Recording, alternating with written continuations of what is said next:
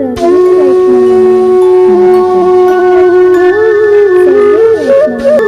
સખી આઠમે આઠમો ખેલ રે નિકુંજને દ્વારે રે સહુ ચાલો ને સૈયર સાથે રે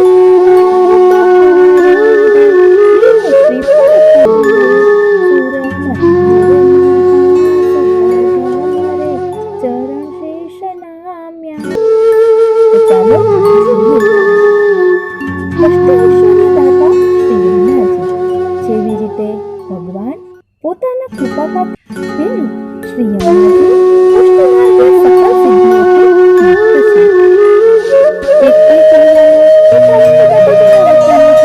સમાન છે.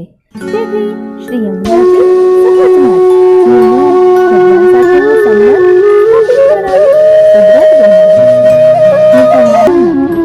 સામાન્ય ભક્તોના સમસ્ત પાપનો શ્રી યમુનાજી નાશ કરે છે.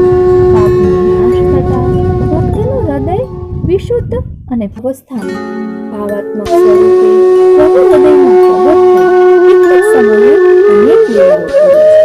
અંતરમાં પ્રકટ અવસ્થામાં જીવને સર્વત્ર ભગવદ દર્શનનો અનુભવ થાય છે. તેના નેત્રો શ્રી પ્રભુ સિવાય અન્ય કોઈને જોતા નથી, ઓળખતા નથી, કેવળ પ્રભુમય બની જાય છે. આ જ પુષ્ટિ માર્ગનું પરમ ફળ છે. આમ આ આઠેય અલૌકિક સિદ્ધિઓ પુષ્ટિ માર્ગના આ પરમ ફળને પ્રાપ્ત કરવા માટેના ઉત્તમોત્તમ સોપાનો છે. શ્રી પ્રભુનો સ્વભાવ મૂળભૂત રીતે મુક્તિ આપવાનો છે. તેથી શ્રી પ્રભુને આપણે મુકુંદ નામથી ઓળખીએ છીએ. જે મુક્તિ આપે તે મુકુંદ. પ્રભુ જીવોને સરળતાથી અને સહજતાથી મુક્તિનું દાન કરે છે. પ્રભુને ભક્તિ અત્યંત પ્રિય હોવાથી પ્રભુ પોતાના ભક્તોને જલ્દીથી ભક્તિનું દાન કરતા નથી. શ્રી યમુનાજી પ્રભુ દ્વારા ભક્તોને ભક્તિનું દાન કરાવે છે. તેથી શ્રી યમુનાજી જીવના લૌકિક સ્વભાવને તો બદલે જ છે, પરંતુ પ્રભુના સ્વભાવને બદલવાની સિદ્ધિ પણ તેમને પ્રાપ્ત થઈ છે. તેથી જ શ્રી યમુનાષ્ટકમાં શ્રી મહાપ્રભુજી મુકુંદ રતિ વર્ધિની એવો પ્રયોગ કરે છે. મુક્તિ આપવાનો સ્વભાવ ધરાવતા પ્રભુની પોતાના ભક્તોમાં રતિ વધારનારા શ્રી યમુનાજી છે. આમ શ્રી યમુનાજી પ્રભુનો સ્વભાવ પણ બદલે છે અને ભક્તનો સ્વભાવ પણ બદલે છે. આજે આપણે આઠમા વિલાસમાં જોયું કે ઠાકોરજીને મુકુટ કાચરીનો શ્રૃંગાર ધરાવવામાં આવે છે. તો શ્રી યમુનાજી પણ મુકુટ કાચરીનો શ્રૃંગાર ધરે છે, તો તેનો ભાવ શું છે તે પણ આપણે સમજી લઈએ. મુકુટ કાચરીનો શ્રૃંગાર કેમ ધારણ કરે છે, તો તેનો પ્રસંગ છે.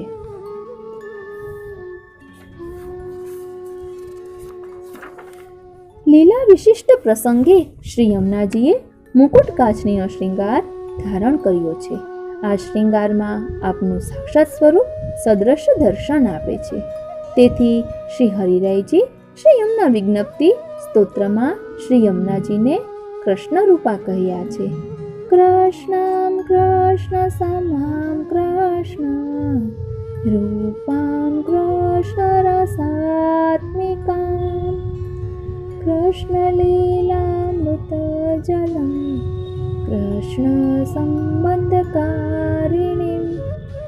આ યમુના વિજ્ઞપ્તિ હમણાં 2-4 દિવસ પહેલા જ મૂકી હતી, જે સચિત્ર છે. એટલે યમુનાજીનું વર્ણન જે રીતે શ્રી હરિરાય મહાપ્રભુજીએ દર્શાવ્યું છે તેમાં એક પ્રકારની વિનંતી છે. તેનું રસ દર્શન આપને તેમાં સચિત્ર મળી જશે. હવે મુકુટ કાચરીનો શ્રૃંગાર શ્રી યમુનાજી શા માટે ધારણ કરે છે તેનો આખો પ્રસંગ છે અને સચિત્ર છે. તો આપણે આ પ્રસંગ સચિત્ર અલગથી લઈશું કે જેના કારણે બધાને સરળતાથી પ્રાપ્ત થાય. હવે આપણે આગળ વાત કરી હતી કે ગોપીજનો કહે છે કે આ વેણુનો કોઈ પણ દોષ નથી, ઠાકોરજીનો પણ દોષ નથી. એ પણ આપણે રસદર્શન કરવાના હતા.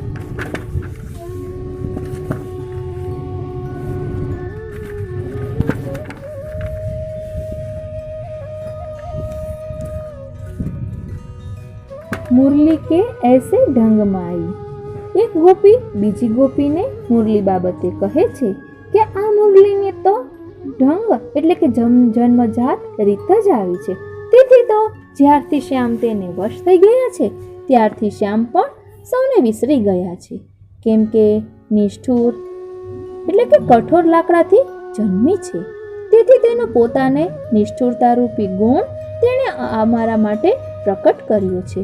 તેની નિષ્ઠુરતા તો જુઓ કે નિષ્ઠુરતાને લીધે તો વાંસ વનમાં એકબીજા સાથે ઘસાઈને આગ લગાડે છે અને પોતાના જ કુળને બાળે છે। તે જ બધા ગુણો આનામાં અહીં પ્રકટ થઈ રહ્યા છે। જે પોતાના ઘરના કુળ માટે નિષ્ઠુર થઈ શકે તે પારકાને શું છોડે।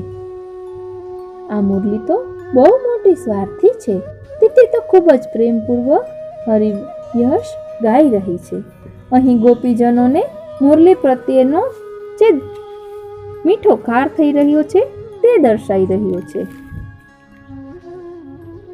તેવી જ રીતે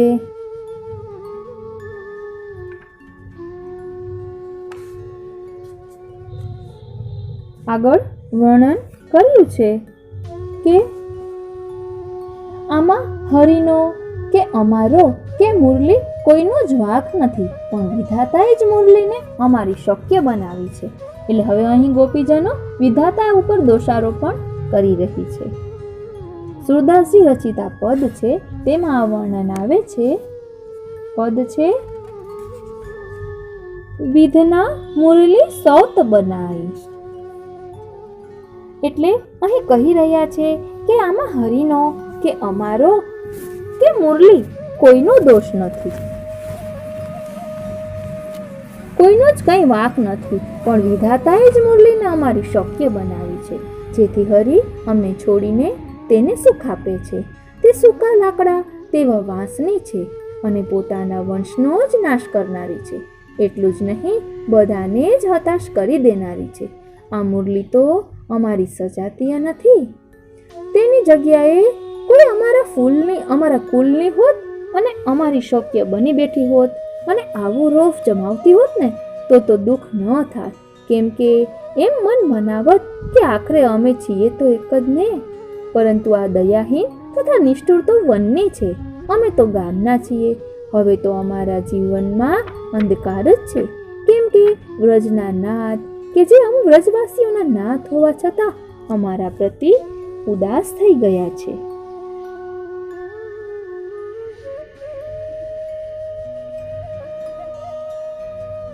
પછી આગળ એક ગોપી બંસી પર જ બધું દોષારોપણ કરી રહી છે।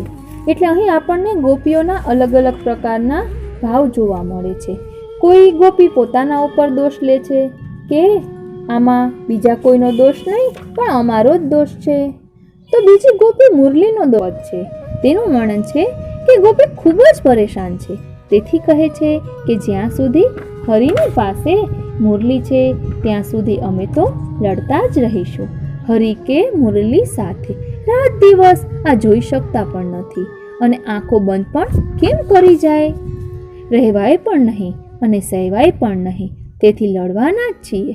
આનું કારણ કહે છે, એક તો તેને હાથમાં ને હાથમાં રાખે છે અને વધારામાં પોતાના અધર તેની પાસે નજીક લાવે છે, જાણે હરિને ગરજ છે, અને પાછા પોતાની ડોક હલાવીને ખુશી પ્રકટ કરે છે। અને મુરલી તો પૂર્ણ નાદના સ્વાદનો સુખ માણી રહી છે, તેથી તેનો તો ઉત્સાહ ખૂબ વધી રહ્યો છે। સુરશ્યામ તો જીવન પર્યંત તેને નતમસ્તક કયાગ્રા તેના થઈને રહેશે, કેમ કે તે મુરલી એવી ઠગાડી છે કે સુરશ્યામની બધી જ બુદ્ધિ ચતુરાઈને વાળી જોડીને રાતના અજવાળામાં જ હરી લીધી છે। ગોપીઓ ખીજાઈને કહે છે, આ મુરલીના માતા પિતાના ગુણ તો કહી દીધા, હવે આના અવગુણ સાંભળી લો, જેથી તમારા કર્ણને ટાઢક થશે। તેમના માતા પિતાના અવગુણમાં નિષ્ઠુરતા ત્યારે જણાય કે જ્યારે તેવા મુરલીમાં તેવા ગુણ હોય, પણ એવા જ ગુણ મુરલીમાં હોય અને તેને અવગુણ માનો તો નવાઈ લાગે, કેમ કે તેનામાં તો વિશેષ અવગુણ છે, કેમ કે જે કુલમાંથી તે ઉત્પન્ન થઈ છે તે કુળનો તો તે બાળીને રાખ કરે છે. તેના શરીરમાંથી જ અગ્નિ પ્રકાશે છે તેવી તેની જ્વાળા છે. આ વાત જો શ્યામ પોતાના સગા કાનથી સાંભળે તો તેને હાથમાંથી ફેંકી જ દે, પરંતુ તેને ઠગાઈ કરી છે, તેથી આપ એને અધરની ધાર ઉપર રાખે છે. હવે અહીં ગોપી શ્યામને ઉપાલંબ આપે છે. બંને આમ તો સમાન જ ને, તેથી જોડી જામી છે. તેથી કહે છે કે શ્યામ શા માટે મુરલીથી પ્રેમપૂર્વક ન જોડાય? જોડાય જ. કોઈક સવારે અચાનક જ ભેટી ગઈ, છતાં શા માટે ફરી ફરી તેને પોતાના અધર પર ધારણ ન કરે? કરે જ. શા માટે તેને હાથમાં ધરીને ન રાખે? રાખે જ, કેમ કે સમાનશીલ છે. શા માટે ડોક ઝુકાવીને પોતાનો પ્રેમ પ્રકટ ન કરે? કરે ને કરે જ. શા માટે ત્રિભંગી થઈને ઠાડા રહીને તેના મનને ના ચુરાવે? શા માટે તેના આધીન થઈને ના રહે? અમે તો આહિરાની છીએ, તેથી અમારી સાથે તેમ નહીં કરે, અને તે વેણુ સાથે કરે, કેમ કે તે વનમાં ઉત્પન્ન થયેલી છે, તેથી વેણુ કહેવાય છે. અને આ શ્યામ પણ વનમાં જ ધેનું ચારે છે, તેથી તે પણ વનવાસી જેવા જ થઈ ગયા છે. તેથી બંને સમાન જાત હોવાથી તેના હાથમાં રાખે છે, હાથમાંથી છોડતાય નથી. જ્યારે અમે તો વ્રજમાં રહેનારી અહિરણી છીએ, વિજાતીય છે, તેથી અમારી સાથે સંબંધ નથી જોડતા. હવે આગળ ગોપી કહી રહી છે કે મુરલીનું મન તો હરિથી લાગી ગયું છે, અને હરિનું મન મુરલીથી લાગી ગયું છે. જેમ ચોરથી ચોર, જેમ ઠગથી ઠગની દોસ્તી થાય, અને કુટિલજન બીજા કુટિલ સાથે એકમેક મિત્રતાથી જ ચાલે, અને એક સરખા હોવાથી એકબીજાના સ્વભાવને પણ ઓળખી જાય. આ પ્રભુ વનમાં નિત્ય ધેનું ચરાવે, તે બંશી પણ વનમાં જ રહેનારી. અમને લાગે છે કે વિધાતાએ જેવા સાથે તેવાની આ જોડી બનાવી રાખી છે. અહીં ગૂઢ ભાવાર્થ પણ આપેલો છે. જીવ તો પાણીની જેમ સત્વ વગરનો પાતળો છે, પણ નિર્મળ તથા પારદર્શી છે, સૌને ઉપયોગી છે તથા સુલભ છે, તથા પ્રભુ દૂધ જેવા સત્વવાળા છે, પૂર્ણ છે, પુષ્ટ છે. પણ જો તેવો જીવ પાણીરૂપ છતાં પોતાનું મન પ્રભુથી જોડી દે, તો હરિ પણ પોતાનું મન જીવ સાથે જોડી દેશે.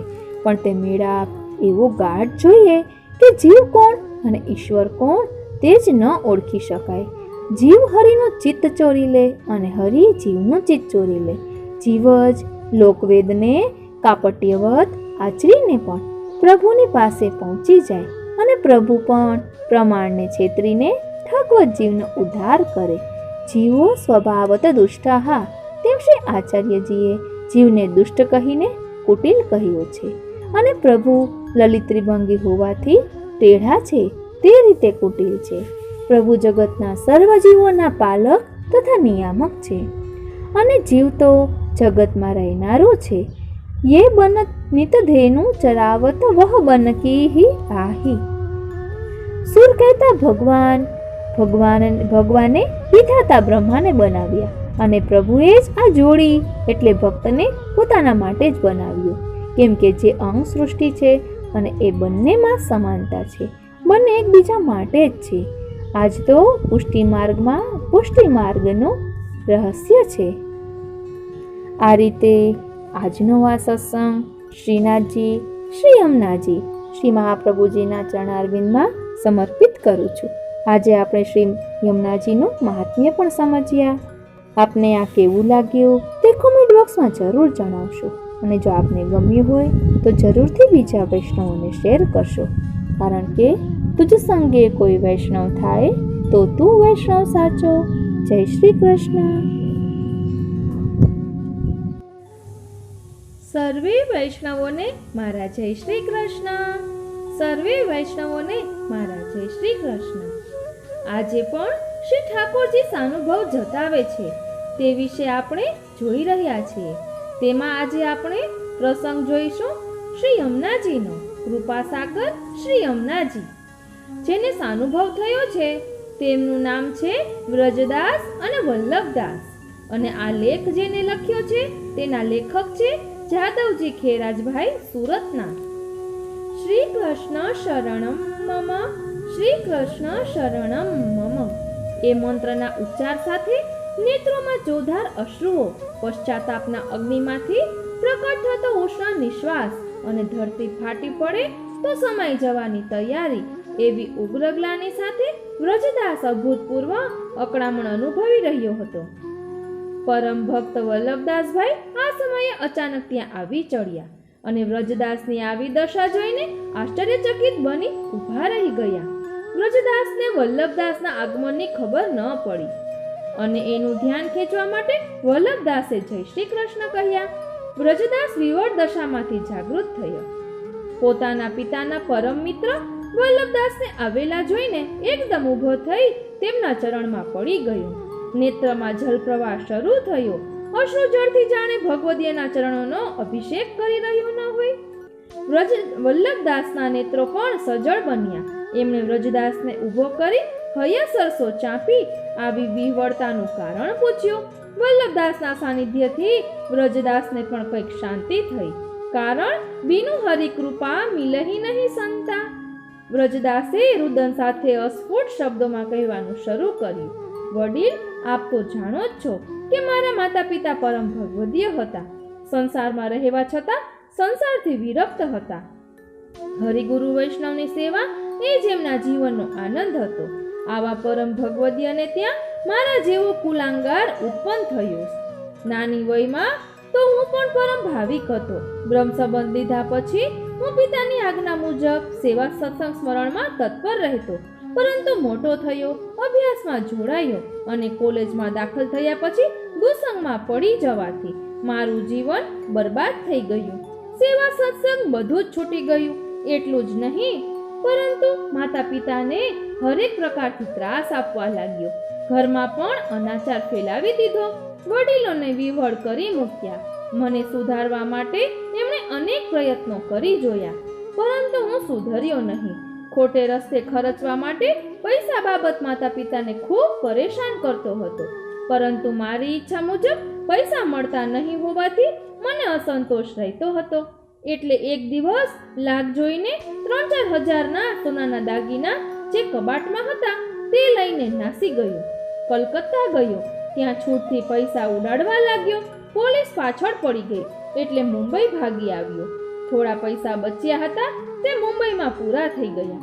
આટલા દિવસો સુધી હું ક્યાં હતો તે ખબર પણ મેં મારા પિતાજીને આપ્યા ન હતા. મહાપતિત હોવા છતાં પણ મારા ઉપર શ્રીનાથજીની કૃપા થવાની હશે એટલે એક વખત હું મોટા મંદિરમાં જઈ ચડ્યો. પ્રભુના દર્શન કર્યા. મહારાજશ્રીનું પ્રવચન સાંભળ્યું. પ્રસંગ દશમ સ્કંદનો હતો. પૂરું યાદ નથી, પરંતુ કંસને માર્યા પછી શ્રી કૃષ્ણ બલદેવ શ્રી વસુદેવ દેવકીજી પાસે જઈ તેમની ક્ષમા માંગતા કહે છે કે કંસના ભયથી અમે વ્રજમાં રહેતા હોવાથી આપને અમારી બાળવયનું સુખ મળ્યું નથી વગેરે. ખરેખર તો શ્રી ઠાકોરજીએ ગુરુદેવ દ્વારા મારો હાથ પકડ્યો હતો. બાઈ ગ્રહ્યાની લાજ ઠાકોરજી રાખતા જ આવ્યા છે. એટલે પ્રવચન સાંભળ્યા પછી મને મારા દુષ્કર્મો બદલ ખૂબ જ પસ્તાવો થવા લાગ્યો. એટલે હું દોડીને અહીં આવ્યો. માતા પિતાના ચરણમાં પડી ક્ષમા માંગવાની તીવ્ર અભિલાષા હતી, પરંતુ અફસોસ મારા જેવા દુર્ભાગ્યના ભાગ્યમાં એ સુયોગ પણ સર્જ્યો નહીં